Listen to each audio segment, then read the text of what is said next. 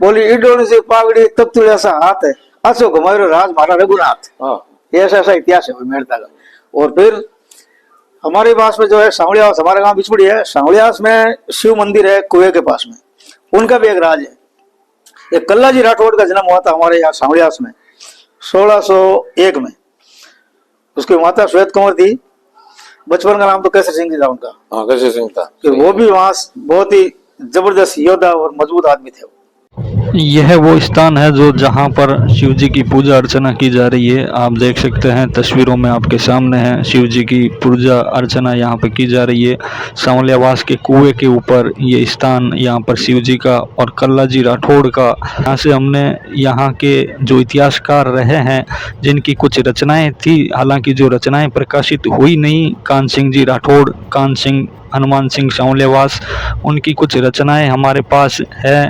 हालांकि वो प्रकाशित नहीं हुई, लेकिन उनमें भी कल्लाजी राठौड़ का यहाँ से इतिहास जुड़ा हुआ बताया गया है।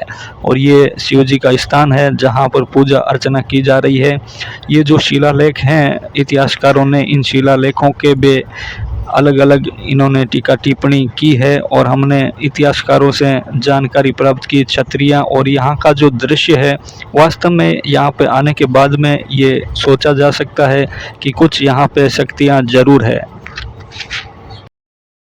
महाशिवरात्रि दिन लाखों में इधर संख्याओं में आते रहते हैं। और वैसे तो हर सोमवार को तो हजारों आते रहते हैं और ऐसे भी आते रहते होंगे। ऐसे भी आते रहते हैं। बहुत ही बड़ा स्थान है यहाँ पर, बहुत पुराना प्राचीन स्थान है ये। बहुत बहुत हमारे साथ थे रणवीर सिंह जी। आपका गांव सांवलियावास है? हाँ, रणवीर सिंह, दरियाव सिंह जी, इनके पिताजी का नाम देवी सिंह जी, इनके दादाजी का नाम भी यहाँ पर जाने माने वो इतिहासकारों में थे।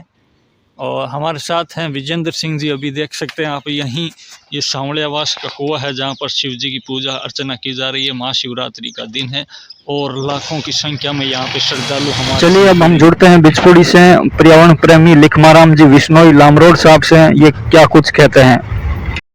सूर थे उतने भगवान श्री कृष्ण भगवान के भक्त हैं, ऐसा इतिहास है। तो जयमल जी भक्ति में मग्न थे, उस समय मेड़ता के घोड़े चढ़ाई हो गई, तो सैनिकों ने दौड़कर जयमल जी को सूचना दी, पर जयमल जी तो भक्ति में मग्न थे।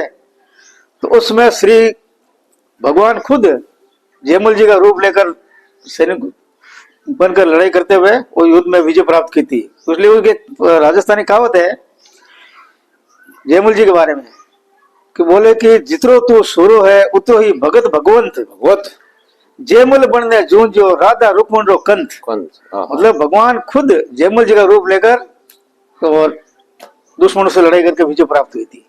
और वैसे हमारे मेड़ता का इतिहास गुरुदम्बेश्वर भगवान से भी जुड़ा हुआ है। जयमल मेड़ता का था। हाँ, राव दुदू जी गुरुदम्बेश्वर भगवान के पास गए थे, तो उस समय उन्होंने खंडा प्रदान दिया था। खंडा प्रदान जो तो तलवार को खंडा कहते हैं। बोले कि ये तलवार भेंट करता हूँ, तलवार भेंट की थी। तो फिर वो भक्ति भाव से राज करते थे अपना मेड़ता का, बहुत ही शानदार भक्ति भाव से। कई सालों बाद में एक रघुनाथ सिंह एक हुए थे। रघुनाथ तो जो है आज भी मेड़ते में है, रघुनाथ थे। तो वो शेखावाटी साइड में हुआ गए, तो ऐसा ही कोई समारोह था। समारोह में कह दिया भाई आप कहाँ के, कौन से ठिकाने से? बोले हम मेड़ता। बोले थे मेड़ता संगत सादा को जोड़ राज करो थे, एक सूर होता ठीक है, सूर होना तो करो झटको और करो मारे माजियारो। फिर वापस आकर उन्होंने वही खंडा निकाला और वही एक अपने किया झटका। जैसे झटका करने वाले थे वो मूठ उछल कर चली गई गुल्लर धाम। आज भी वहां पहुंची जाती है। खंडा चला गया रोटू धाम में, मतलब ऑटोमेटिक। हाँ, भगवान देने उठ कर चला गया। तो उसके बाद मारवाड़ी कहावत फिर बन गई